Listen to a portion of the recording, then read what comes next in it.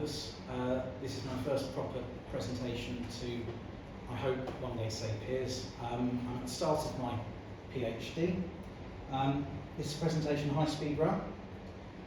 My name is Simon A.C. Martin. I work for Network Rail Anglia Route as an asset engineer, my day job. My PhD is under Roy Edwards at the University of Southampton. I'm the treasurer and I'm a volunteer for the Merchant Navy Locomotive Preservation Society, so steam engines, if you've got an interest, please feel free to seek me out and have a chat. I've published a couple of books on railway history, very specific individuals. You'll have heard of one, Sir Nigel Gresley, especially if you're sat in York. The other one, maybe not so much, Edward Thompson, but please go and seek him out. He's a very fascinating historical figure. What we're going to talk about today, and please be assured there will be audience participation. I will ask you questions and I'm hoping some of you will shout out at me and give me some answers.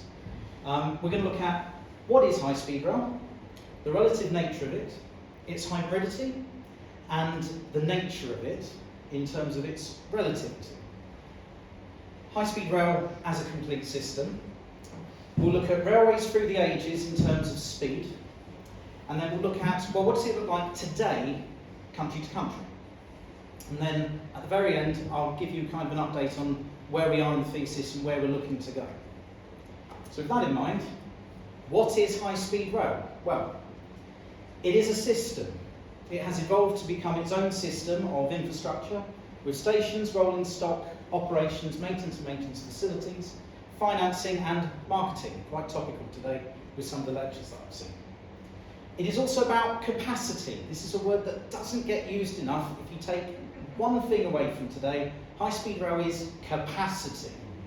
And it adds it to existing railway networks. It provides alternate routes and it offers an alternative to other modes of transport. And it is different everywhere. Every country actually interprets its needs for high-speed rail differently. Geological and environmental issues will drive completely different designs. And one thing that has really stood out to me, corporate culture within different countries will drive different versions of high-speed rail. It has changed periodically. As technology improves, high-speed rail changes its form and its format. And this is true throughout railway history.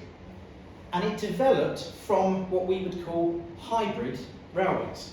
That is to say, the term we would probably use historically is mixed traffic. Slower technologies and slower trains alongside high-speed trains. But priority, there's the word, priority would be given to high-speed trains over slower goods and other forms of trains. And it is clearly our future environmentally. It represents the cleanest form of mass transportation on the planet by a very, very long way. And that is in terms of the conventional wheel high-speed railway. The reason I'm very, very clear and specific about that is because at this time, though the technology is developing, maglev is still very energy, it consumes a lot of electrical energy in comparison to a conventional railway.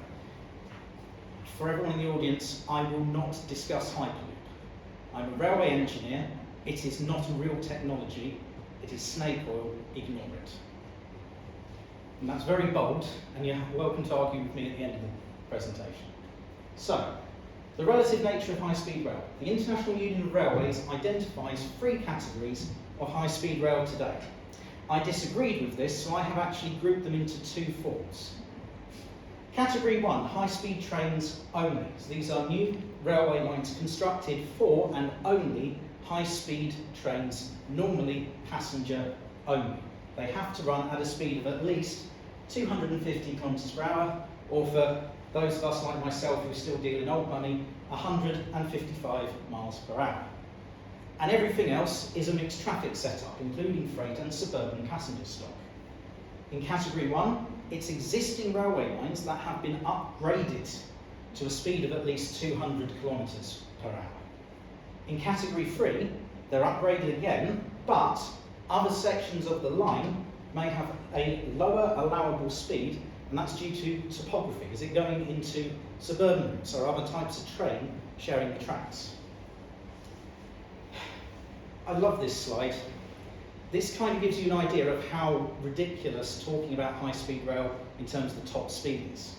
If you're in China, Japan, or the United Kingdom, we all agree it's around 124, 125 miles an hour, and everything above that is a high-speed train. If you're the International Union of Railways, it's 198 miles an hour. If you're in France, it's 200 miles an hour. And I would listen to the French, train de grande vitesse, we all know it. If you're in the United States, the fastest train that runs in the United States is the Acela. Its top speed is 150 miles an hour. Shortly after it first started service, they decided to adopt a definition of high-speed trains as 155 miles an hour. So under their own definition, there are no high-speed trains. I actually don't buy that we define high-speed rail by top speed. I think it is much more complicated than that, and you'll see as we go through this presentation. So, hybridity and relativity. Is it a high-speed train? We are talking now only about mixed traffic railways. We're talking about trains that share tracks with slower forms of train. Okay? Now, as a network rail engineer, I work in standards and regulations, and we have our own system, which are coloured green, which is kind of a nice to have. This is a nice clause to have. We can do without this, but it's a nice to have. Amber, you should really have this. You shouldn't not have this. And then a red clause, which is you absolutely must have this, and if you can't have this, then you can't do a project. So in terms of high-speed trains, what I've done is apply that and say, well, when we're asking the question, is it a high-speed train? Green, it's nice to have, but it's not essential. Amber, we really should have this. That will sort of make it a high-speed train. But if it's red, it can't be a high-speed train without this red clause. So, bearing that in mind, here are the two green clauses I came up with my supervisor. And the first one is it advertised as a high-speed service? That might surprise you. There are some trains today that you'd look at and go, well, it's not explicitly called a high-speed service, but actually it is for other reasons. And is it capable of a high top speed, e.g. 90 miles an hour or over? Now I want to make this clear, 90 miles an hour is entirely arbitrary. It's what I landed on when I was looking at the history of railways in general as a speed that kind of splits slower mixed traffic and faster and tending towards high-speed rail. Amber clauses, really important. Does it reduce journey time between destinations? If it doesn't, it's probably not a high-speed train. Does it have a high average speed point to point, which is actually not quite the same as does it reduce journey times between destinations? Because you can actually have a lower overall average speed and yet still get to your destination quicker. I know that sounds ridiculous, but trust me on this, I've checked. And then the red clause. This, I think, is really important. Does the train require special instructions to run in the existing network? For example, does the train require double blocking of signalling systems? So, for example, in a fixed block system, instead of just having one block empty ahead of the train for braking purposes, it in fact has two, and possibly two behind. But the bottom bit is really important. Procedural priority. Does everything else stop and get out of the way for this train? Okay? So with that in mind, audience participation section. Okay? Here is Rocket. Stephenson's Rocket, 1829. It's one of the earliest steam locomotives. Is it a high-speed train? So, anyone? Is it advertised as a high-speed service? Yeah. Oh, who said yeah? Ooh, interesting. It's called Rocket. What's more high speed than Rocket? I love the thinking, and Roy and I had a very interesting discussion. We said no, it's not advertised as a high-speed service. I was afraid of it, wasn't it? Well, no, it's passenger, but are we talking within the confines of a railway system or looking at other modes in comparison to it? Oh, okay. And that's where the definitions maybe get skewed. Is it capable of a high top speed? No. I agree. But for the day, 30 miles an hour sustained is pretty exceptional.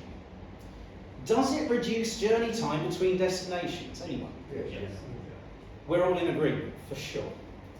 Does it have a high average speed point to point? Anyone? Compared to what? Thank you, yes. And this is a bit of a problem because actually if we were looking at the journey times, well, this locomotive actually has to stop quite often to refuel. They hadn't invented double blocking in those days. Oh, wait for it, wait for it. So, does it require special instructions? Yeah.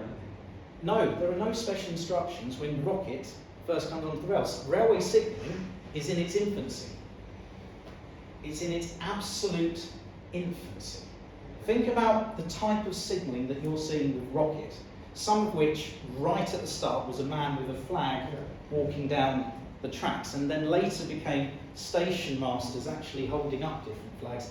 Then we moved to fixed signalling and semaphores much, much later. So we have to think about how the technology progresses with the train. So I would say no.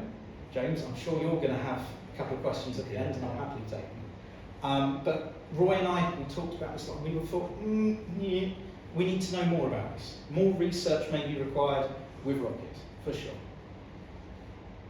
Right, we'll do a couple more of these and then we'll blast through the rest. Stirling single, pulling the Special Scotch Express, which was the forerunner to the Flying Scotch. Okay, is it advertised as a high-speed service? Probably was, wasn't it? Yeah, for sure. Is it capable of a high top speed? I think they could get up there, couldn't No. they? I think it'd be But pretty quick. this is the arbitrary bit of it. 90 miles an hour. I have done so much research on Stirling singles because I was determined to prove it. The fastest I could find was 88 miles an hour. Boy, you're splitting hairs. Exactly. But this kind of gives you an idea of the relative speed and the relative nature of high speed. Did it reduce journey time? Yes, of course. Did it have a high average speed point to point? No. This is crucial because, again, refueling is a problem and changing crews, and or do we have to change the engine? And there are still other trains in this mixed traffic system. Did it have special requirements? Procedural priority? Yes. So we'll blast through really quickly with the Cheltenham Flyer. What do we think? High speed service? Yeah. High top speed? Yeah, for sure. 100 miles an hour I have found a record of, for sure. Did it reduce journey time? Yes. High average speed? Yeah, it was non-stop, wasn't it? Or Yeah. And did it require special instructions within the signalling system? Yes, for sure. So, with that in mind, the Flying Hamburger, probably Germany's most famous pre-Second World War diesel train. Okay? Yes, it's a high-speed service. Yes, it was capable of high top speed. Yes, it reduced journey times. Yes, it had a high average speed. Yes, it required special instructions. So, is it a high-speed train by these definitions? Yes, for sure. This is my favourite bit of my research so far, and it's hubris. I went and did another lecture a couple of months ago, and I was struggling to find electric trains that were capable of doing really high speeds that were actually in service in the 1930s. When I'm talking about high speed, I was looking for over 100 and sustained over 100 mile an hour running. And then someone at one of my lectures said, "Oh, so what about Mussolini? He made the trains run on time." And I laughed because that's the thing that always gets said about Italy. And then I found this, and this is the Elettrotreno Rapido, ETR 200. This really is an extraordinary bit of kit. It's a three-phase electric train, electric multiple unit, streamlined at both ends, 126 miles an hour in 1936, did average speeds of around 100. So, say it with me, is it advertised as a high-speed service? Yes.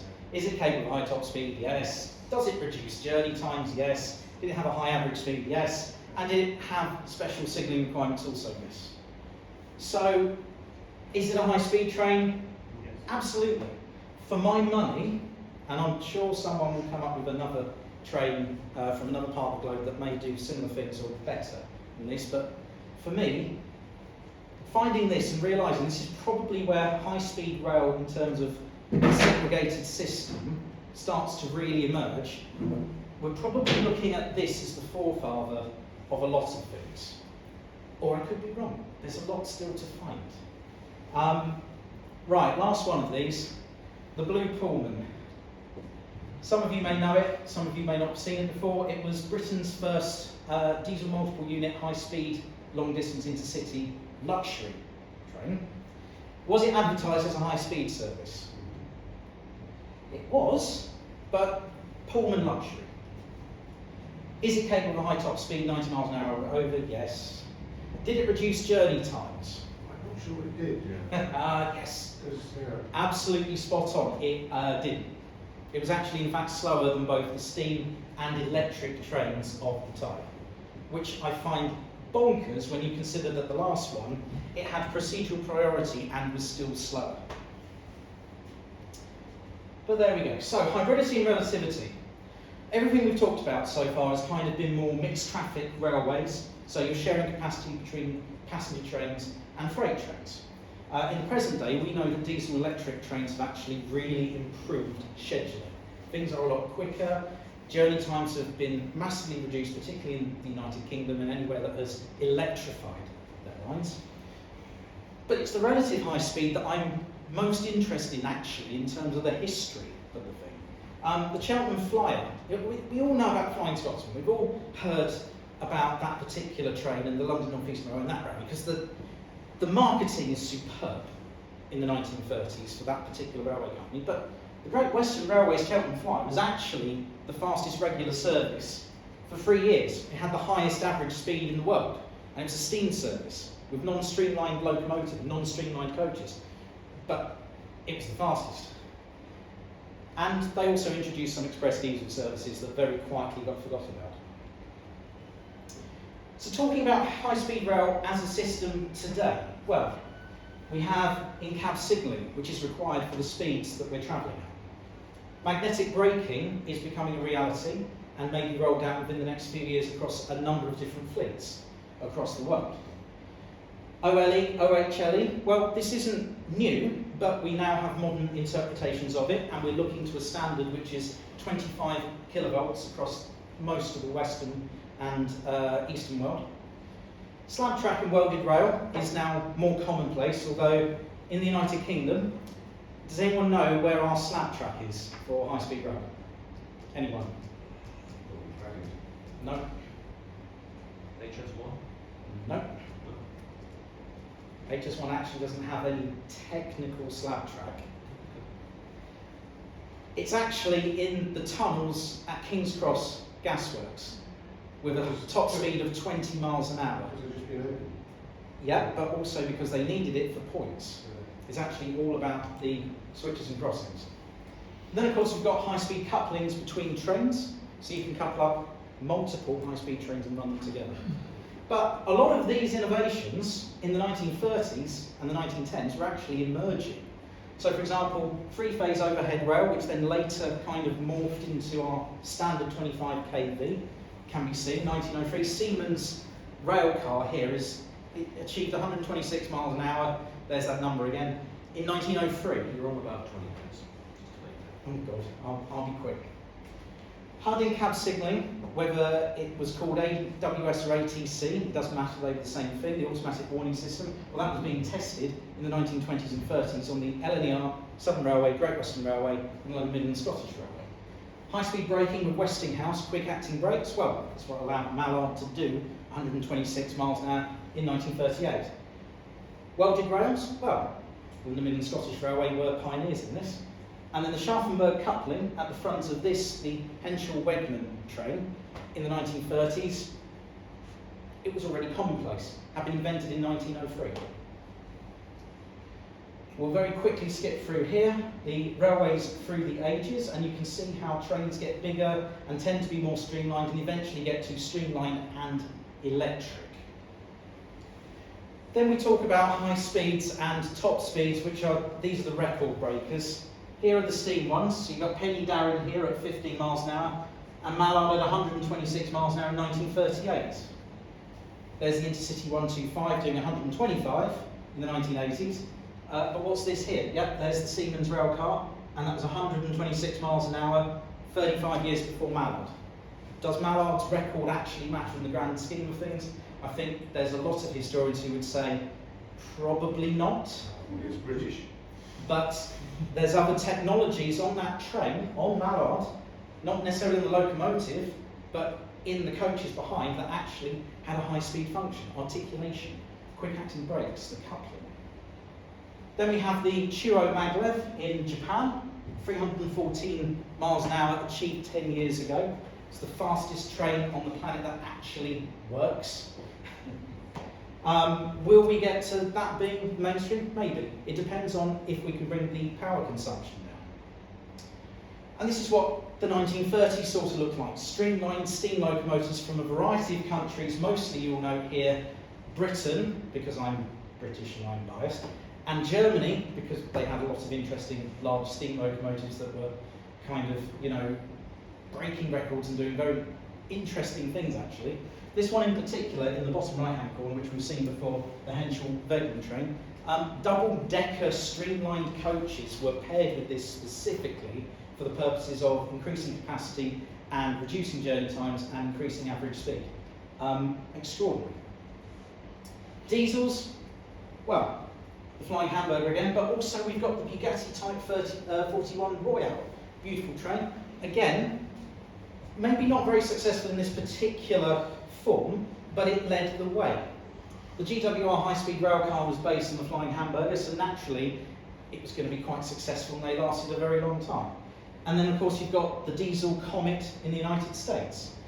And we're looking at different interpretations of the same ideas and the same technology that is borrowing mostly from the same source, which is the aero industry. And then the electric trains. We've already heard about the ETR 200, but what about the DRG class E18, which was an Austrian and German locomotive that actually reduced journey times really significantly when it was introduced? And then we have the Pennsylvania Railroad GG1 electric locomotive, one of my personal favourites. Was it very successful? No, but as a high-speed train, maybe actually it was quite successful at what it did, which was reduce journey times. So, very quickly, the bullet train, the Shinkansen, this is kind of the start of the segregated high-speed rail set of infrastructure and structures. And this is what it looks like today.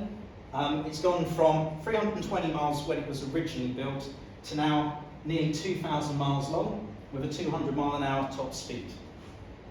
And then we look at it by country, and some of the names will surprise you. These are the usual suspects.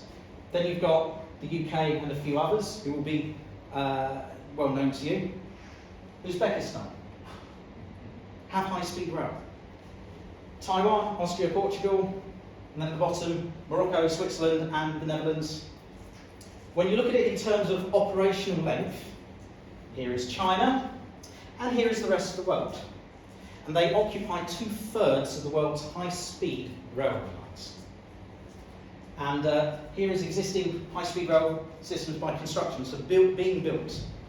Here's the top 5 over here. This is Saudi Arabia, you've got Spain here. Here's China, 28,000 kilometres, and this tiny little one up here, yep, that is HS2, ladies and gentlemen. And then by population, well, China, and then the next one is the United States, for which we know they have not so much high-speed rail. And right at the bottom is Norway, with my apologies. So, what does the future look like? Well, in this country it looks quite bleak. High Speed 2 has been cut down from its original scope quite significantly. There's major questions to the project and how it's going to end up looking. In the United States, the Acela is the only real high-speed service that is running. The high-speed rail in California, it might happen. They might produce new lines and trains. They're working on it. We'll see how the United States does over the next decade.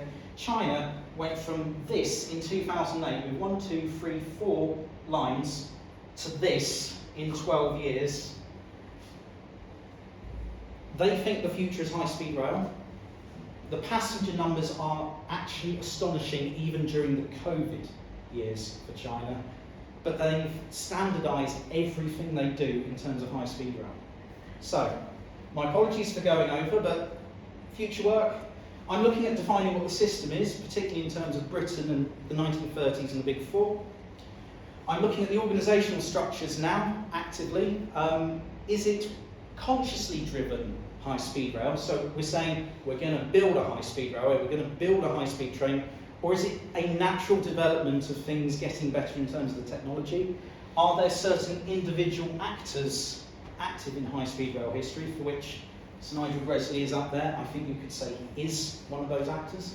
And then finally, how did they manage it at different levels in terms of engineering, including the design, the building and the maintenance of it, and then scheduling, public relations and finance? So, with that in mind, this is my literature review. Please get in touch with me if you want to know more. I'm happy to give my sources. My email address at the bottom, and just to give a bit of thanks, Dr. Roy Edwards, who's my supervisor, Dr. David Turner, who's a good friend of mine, who's really been supportive in joining the University of Southampton, actually going on to a PhD. My in-law in particular, Professor Nuhat Al-Sharafa, who really pushed me and said, no, you've written books, go and do a PhD, go and do it now. So here I am, with my apologies. And of course my lovely wife, Dr. Nada Mufti, who stands behind me and normally quite bored on a platform looking at railways. And with that in mind, thank you all for listening. I'm so sorry I overran. I tend to get quite involved in these, but are there any questions?